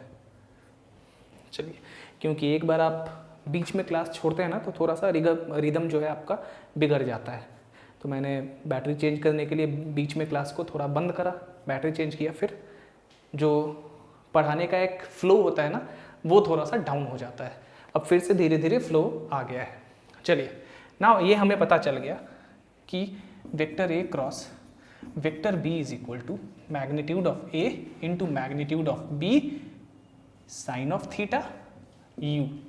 इसलिए magnitude of A cross B क्या हो जाएगा हमारा, magnitude of A cross B क्या होगा, डेफिनेटली ये होगा। यूनिट वेक्टर डायरेक्शन हटा देंगे, ये मैग्नीट्यूड हो गया हमारा। तो this is the magnitude of cross product. Now अब डायरेक्शन की बात करते हैं कि जो हमारा ये यू यूनिट वेक्टर था, ये perpendicular to the plane of A and B, इसके बारे में हम बात करते हैं। और यही हमारा डॉट प्रोडक्ट का जियोमेट्रिकल इंटरप्रिटेशन भी होने वाला है। ये एक हमारा प्लेन है, ये इस प्लेन पे मान लीजिए एक वेक्टर ए है और ये जो है दूसरा वेक्टर इस तरह से नहीं, थोड़ा इसको जो है ना, ये जो है वेक्टर बी है। तो जो वेक्टर सी का डायरेक्शन होगा ना, इस तरह से परपेंडिकुलर होगा। जो इसका क्रॉस प्रोडक्ट होगा वो क्या होगा, परपेंडिकुलर, इस तरह से होगा। यानी कि यूनिट वेक्टर यू का डायरेक्शन यही है।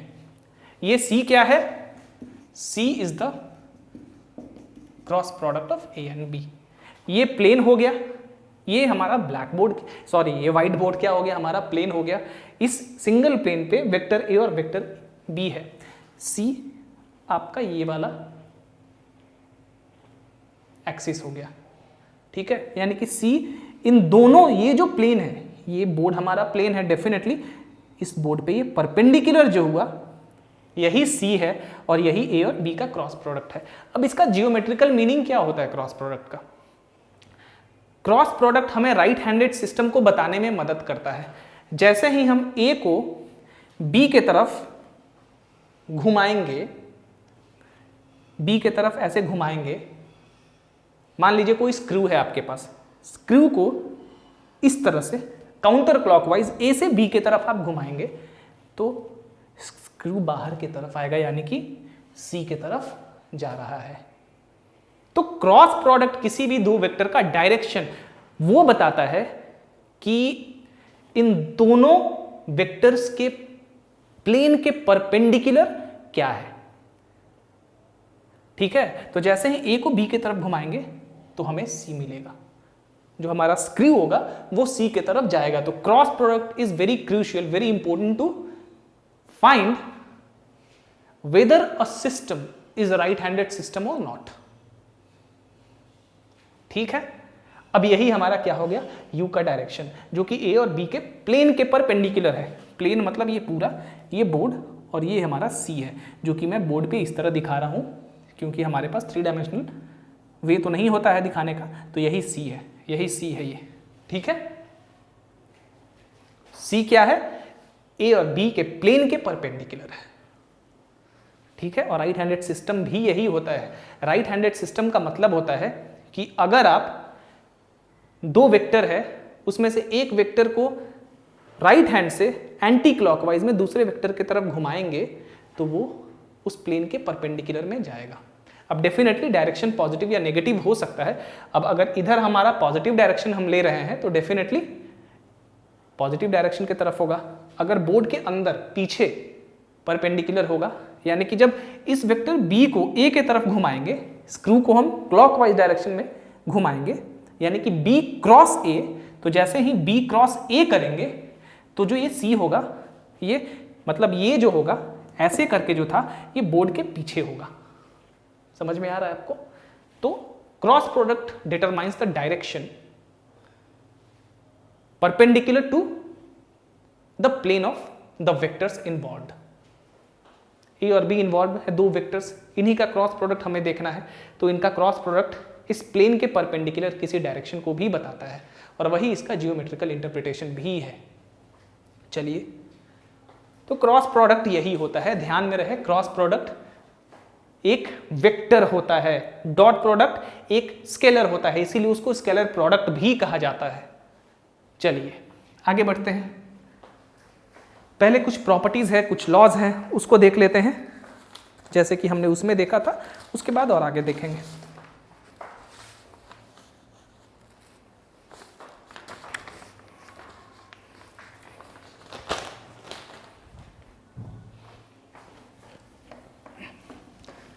घड़ी उतार दिया है मैंने, पता नहीं चल रहा है कितना टाइम तक मैं पढ़ा रहा हूँ। चलिए कोई नहीं।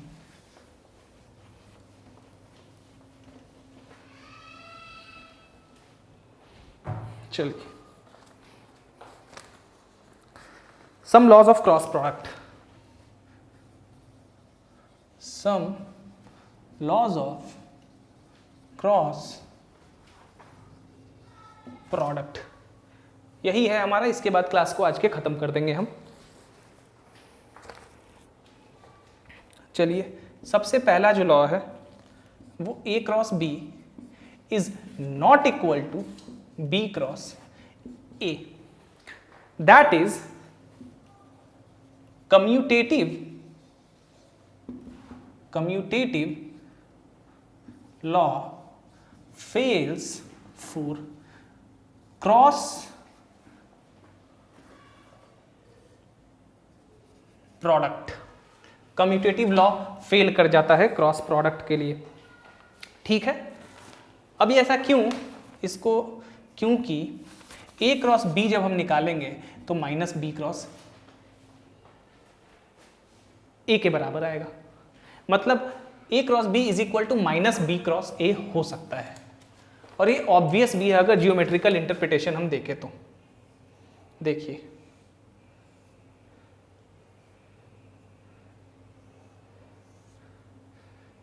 ये हो गया हमारा वेक्टर A, ये वेक्टर B, ठीक है।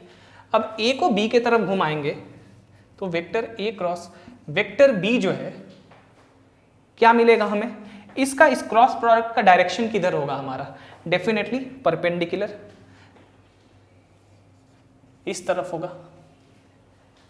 और B क्रॉस A जब देखेंगे, B क्रॉस A जब देखेंगे तो इसका डायरेक्शन किधर होगा, इसके नेगेटिव में। U मतलब अगर U इस तरफ है तो इस बोर्ड के अंदर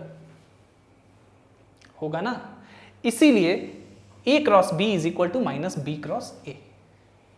ऑब्वियस है, इस फिगर से आपको ये पता चल रहा है।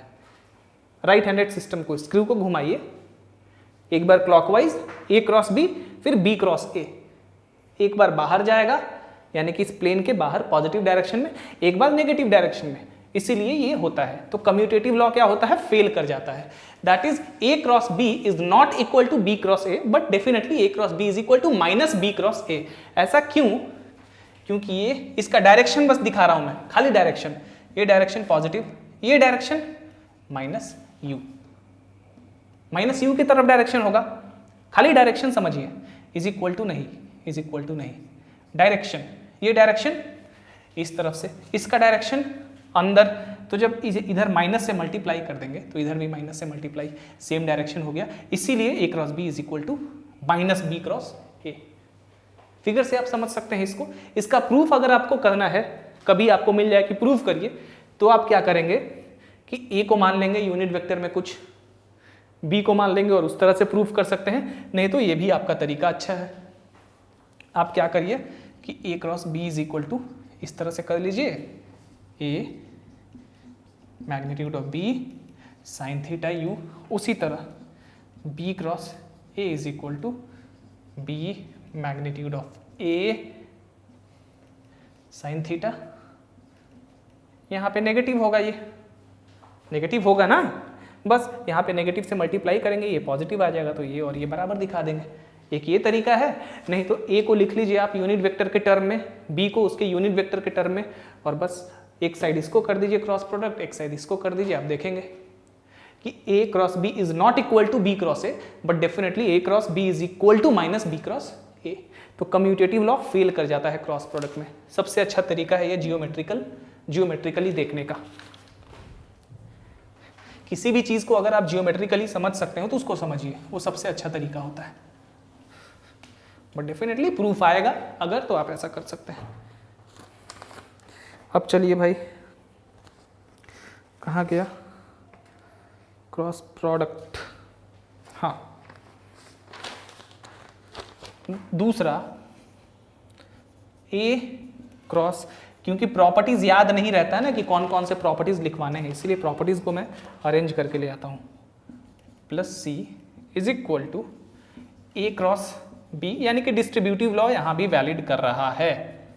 A cross C, distributive law is valid for cross product.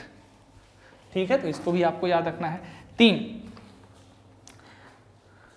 अब ये तो हमने स्केलर प्रोडक्ट में भी देखा था, यहां भी देख लेते हैं, सेम ही होता है। Is equal to M vector A cross vector B is equal to vector A cross M vector B is equal to A cross B into M, जहां की m इज स्केलर। कोई स्केलर है m? 4। चलिए, i cross j क्या होना चाहिए देख लेते हैं भाई। x y z, right handed coordinate system, सब कुछ एक दूसरे के, तीनों एक्सिस एक दूसरे के परपेंडिकुलर में है। i डेफिनेटली x के तरफ है, i dot j, I cross j is equal to I का मैग्नीट्यूड इंटू j का मैग्नीट्यूड साइन ऑफ कितना, सोचिए आई और j के बीच में एंगल कितना है, 90 डिग्री ना, तो 90 डिग्री।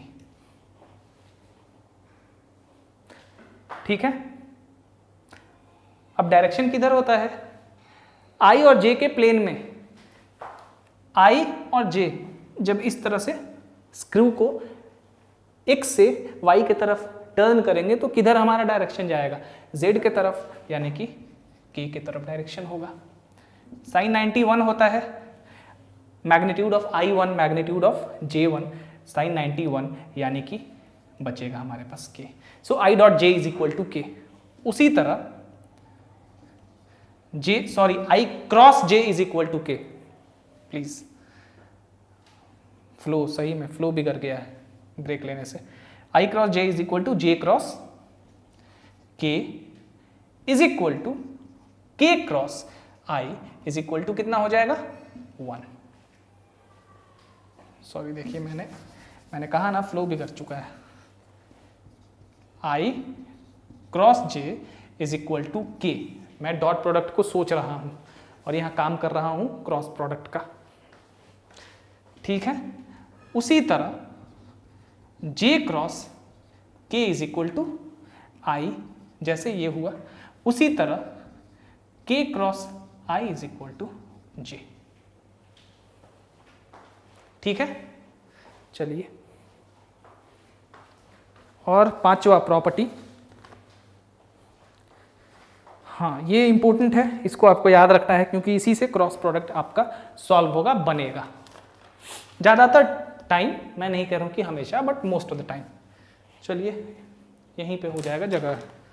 5वां, if vector a is equal to a1i plus a2j plus a3k and vector b is equal to b1i plus b2j plus b3k, then जो हम क्रॉस प्रोडक्ट निकालते हैं वो होता है determinant of i j k a1 a2 a3 b1 b2 b3। Definitely determinant आप में से बहुतों को पता होगा, बहुतों को नहीं पता होगा। थोड़ा सा बता दूं डिटर्मिनेंट का बेसिक्स, ताकि आप इसको सॉल्व कर सकें, and then we will finish this class, क्योंकि बहुत लंबा हो जाएगा क्लास और मेरा भी अब मन नहीं कर रहा है आज। चलिए थोड़ा सा डिटर्मिनेंट पहले हम समझ लेते हैं। ये प्रॉपर्टीज़ हैं कुछ, इनको याद कर लीजिए। कुछ और भी प्रॉपर्टीज़ हैं जो कि प्रूफ के साथ हम करेंगे। जैसे हम प्रूफ करेंगे कि कैसे दो वेक्टर का जो क्रॉस प्रोडक्ट होता है किसी पैरेललोग्राम, उस दोनों वेक्टर के क्रॉस प्रोडक्ट का जो मैग्नीट्यूड है वो किसी पैरेललोग्राम का एरिया को बताता है, जिस पैरेललोग्राम का जो एडजेसेंट साइड्स है वो उन वेक्टर्स के लेंथ के बराबर होता है। ठीक है, ये सब कुछ प्रूफ करेंगे हम लोग। चलिए पहले थोड़ा डिटर्मिनेंट के बारे में जैसे कहा आपको बता दूं। बेसिक्स हो सकता है आपको पता हो सकता है जो फ्रेशर्स हैं, जो नए स्टूडेंट्स हैं, उनको नहीं पता हो। तो बेसिक्स जो डिटर्मिनेंट का है वो बता दूं। डेफिनेटली हम अलजेब्रा में आगे डिटर्मिनेंट और मैट्रिसेस करेंगे। चलिए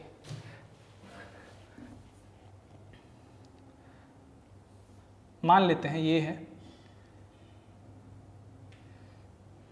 A, B, C और D। तो ये एक डिटर्मिनेंट है सेकेंड ऑर्डर का। ठीक है, इसका होता है कि इसको इसके साथ मल्टीप्लाई करते हैं माइनस B इंटू सी। ठीक है, अब तीसरे ऑर्डर का डिटर्मिनेंट मान लीजिए आपके पास है, ये है J, K, A1, A2।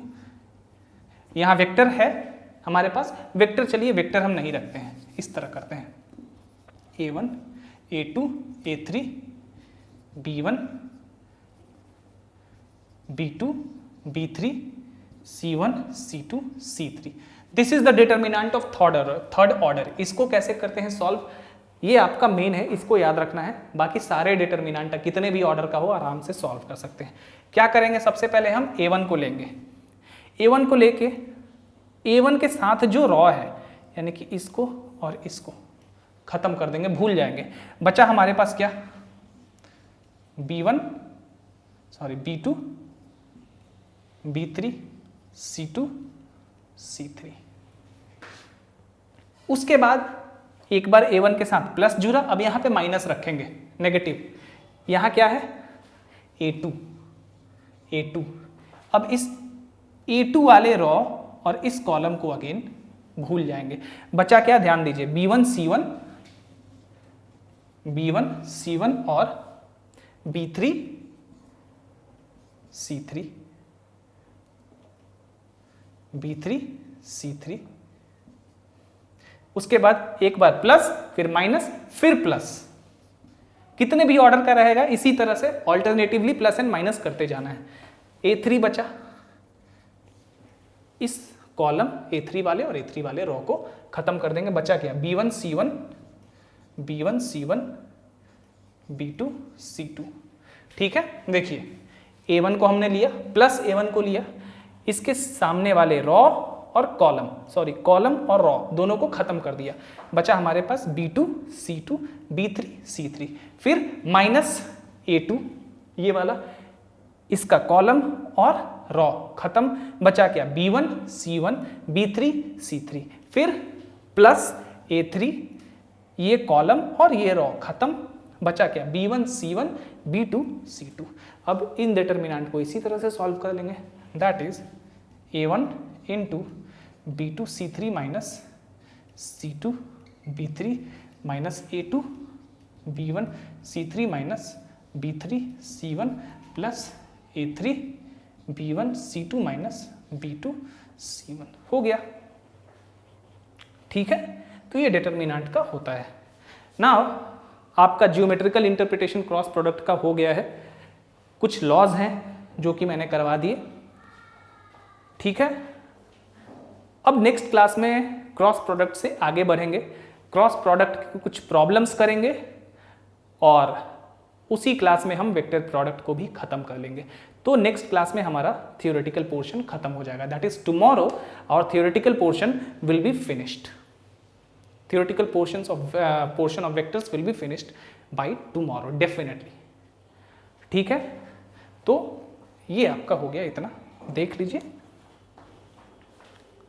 I hope. और लॉ ऑफ कोसाइंस एक बार और मैं आपके साथ थोड़ा सा डिस्कस कर दूं ताकि कोई कंफ्यूजन ना हो।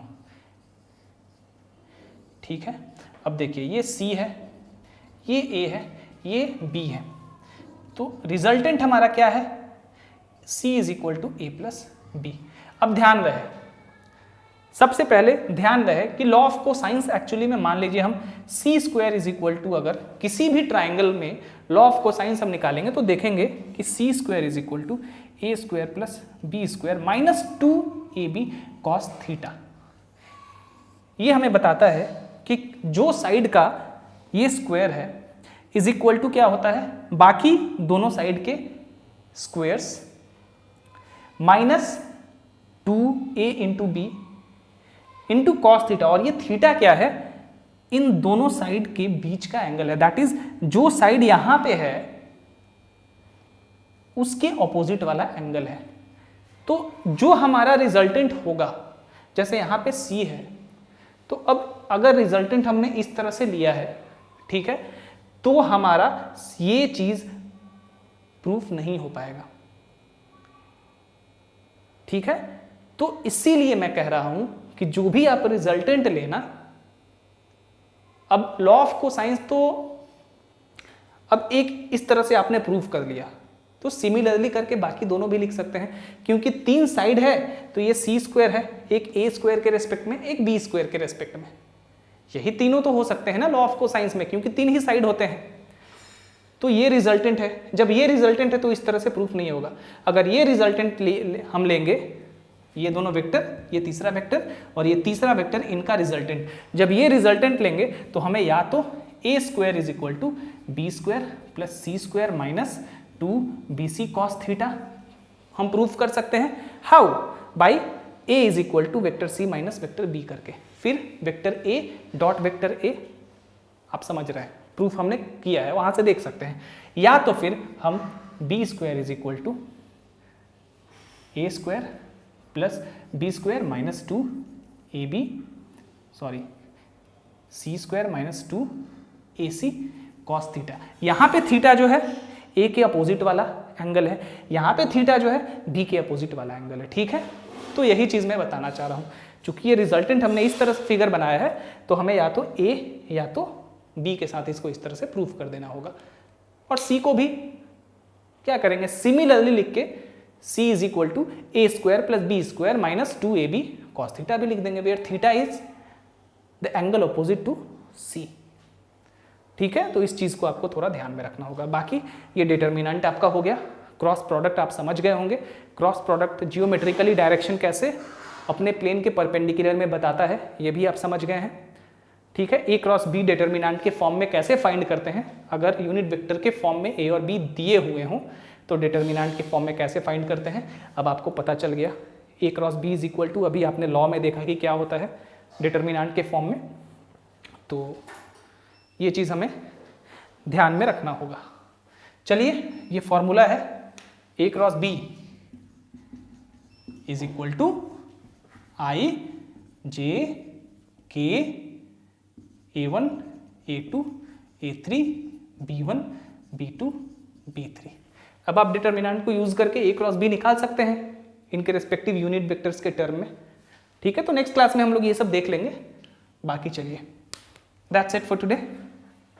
I hope you understand everything. If not, ask me.